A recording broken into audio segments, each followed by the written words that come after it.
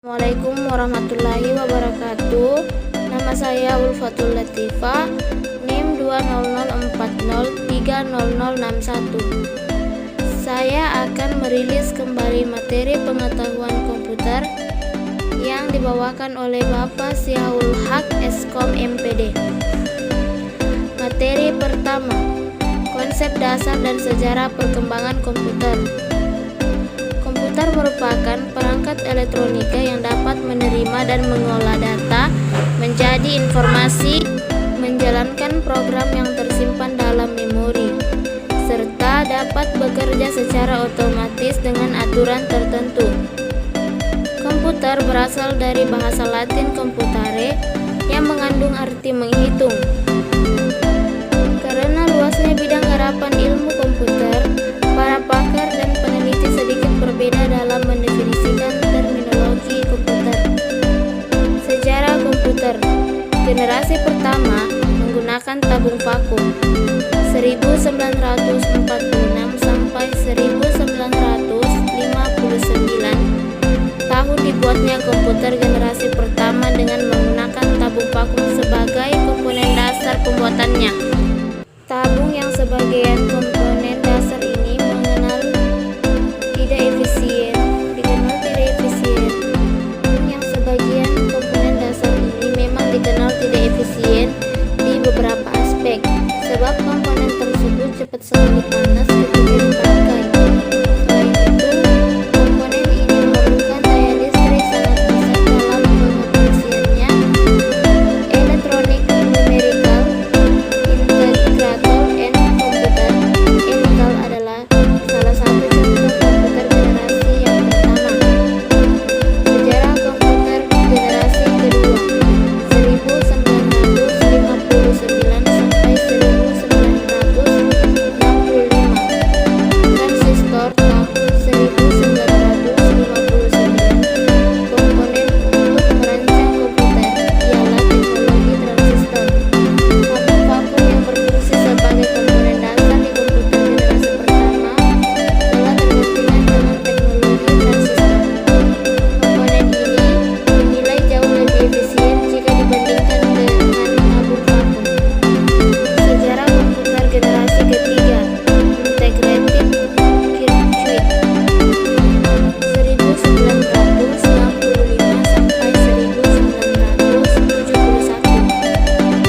Generasi komputer ketiga dimulai pada tahun 1965, di mana pada masa itu komputer ini dibuat menggunakan integrated circuit teknologi. Messenger fungsi transistor sebagai komponen dasar komputer, namun transistor masih tetap digunakan, akan tetapi ukurannya lebih diperkecil. Beberapa transistor yang berukuran kecil tersebut dimasukkan di IC bersama dengan resistor dan kapasitor. Generasi keempat mikroprosesor 1971 sampai sekarang. Komputer yang kita pakai pada saat ini merupakan komputer generasi keempat, di mana generasi keempat ini dibuat dengan menggunakan komponen dasar bernama mikroprosesor. Chip mikroprosesor memiliki rimbuan transistor dan beberapa macam elemen sirkuit yang mana saling terhubung menjadi satu. Komputer generasi kelima sekarang sampai masa depan. Pada generasi kelima ini sebenarnya masih tahap pembangunan, di mana generasi ini akan mempunyai teknologi yang dibuat dengan berdasarkan kecerdasan buatan. Pengembangan komputer generasi kelima ini bertujuan untuk dapat menghasilkan perangkat komputer yang dapat merespon menggunakan bahasa yang digunakan manusia. Materi 2. Perkembangan dan klarifikasi komputer. Perkembangan komputer terjadi setahap demi setahap. Evolusi komputer yang lebih baru umumnya mendukung komputer untuk ada sebelumnya. Yang akan dibahas, perkembangan software adalah perangkat yang memfungsikan hardware komputer. 1. Software sistem operasi. Fungsi utama Shaw manajer pengelola seluruh sumber daya yang terdapat pada sistem komputer. 2. Software aplikasi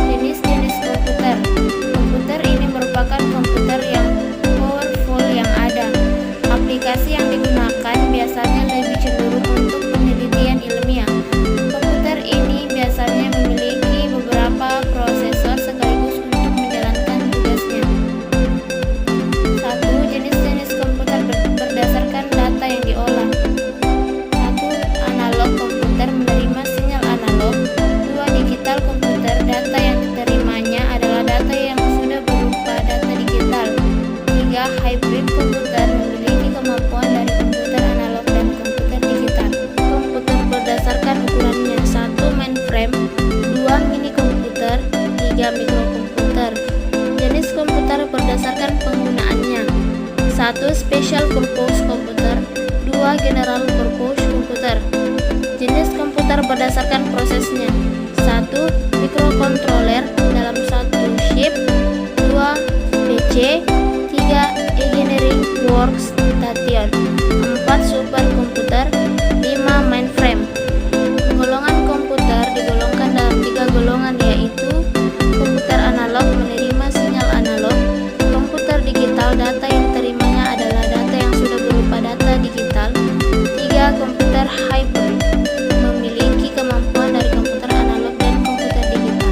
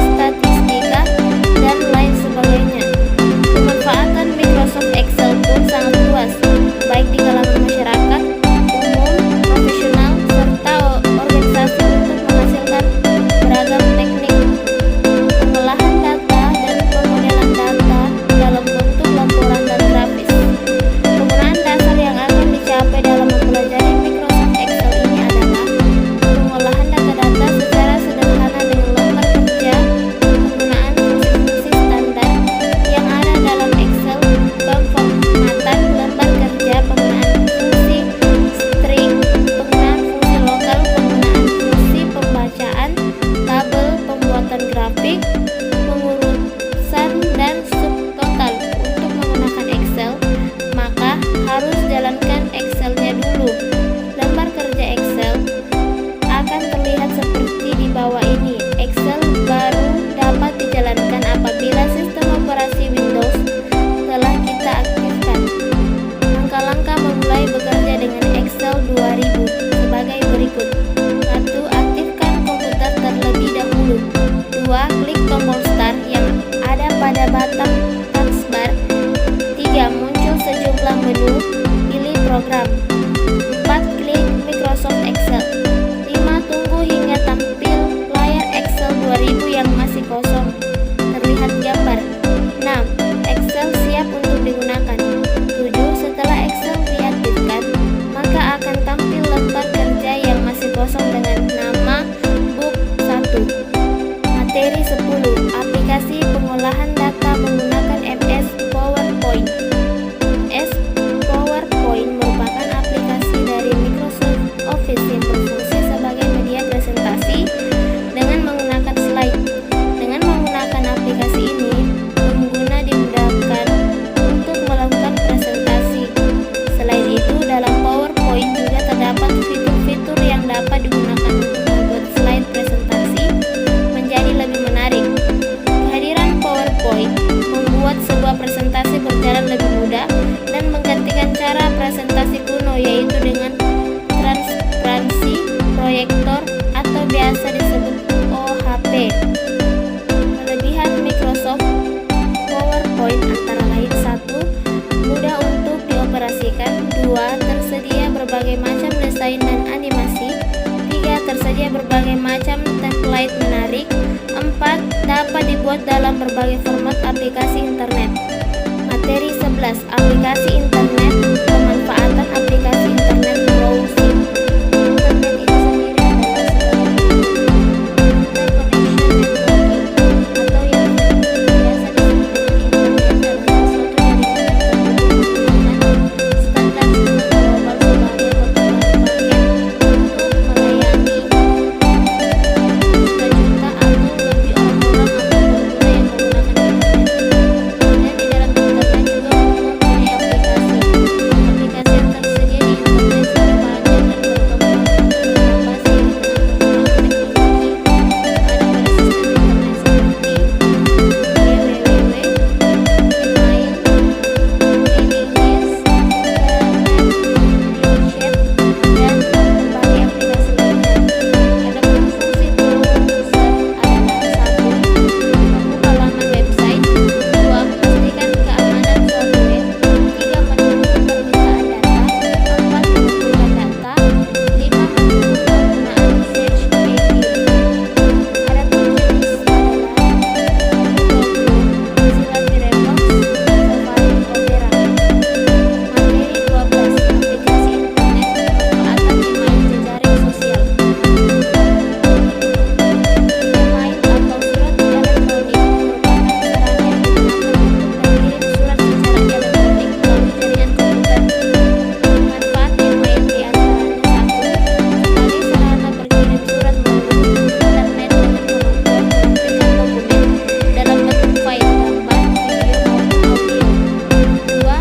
Sebagai sarana komunikasi, dapat digunakan untuk komunikasi dengan siapapun yang menggunakan internet di seluruh dunia. 3. Dapat mengirim satu sekaligus ke beberapa tujuan dalam waktu cepat dengan biaya murah. 4. Digunakan untuk berlangganan informasi tertentu secara periodik. 5. Digunakan untuk mendaftarkan akun media sosial, Twitter, Instagram, Line, Facebook, dan lain-lainnya. 6. Digunakan untuk mendaftarkan user berbagai pelayanan publik secara online seperti BPJS, Symphony, dan lain-lain. 7. Digunakan sebagai salah satu persyaratan untuk mendaftar domain desa ID.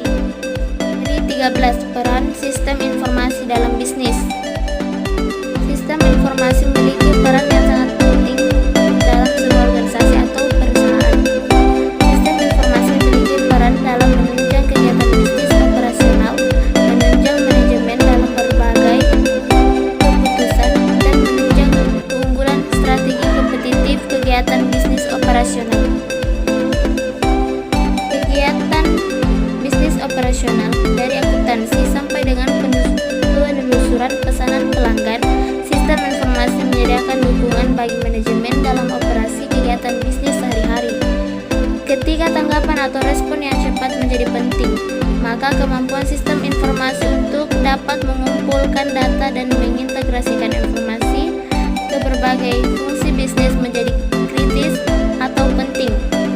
Menunjang untuk pengambilan keputusan. Sistem informasi dapat mengombinasikan informasi untuk membantu manajer menjalankan bisnis dengan lebih baik.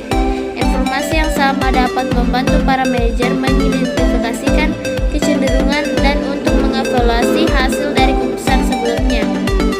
Sistem informasi akan membantu para manajer membuat keputusan yang lebih baik, lebih tepat, dan lebih bermakna. Sistem informasi yang dirancang untuk membantu pencapaian sasaran strategis perusahaan dapat menciptakan keunggulan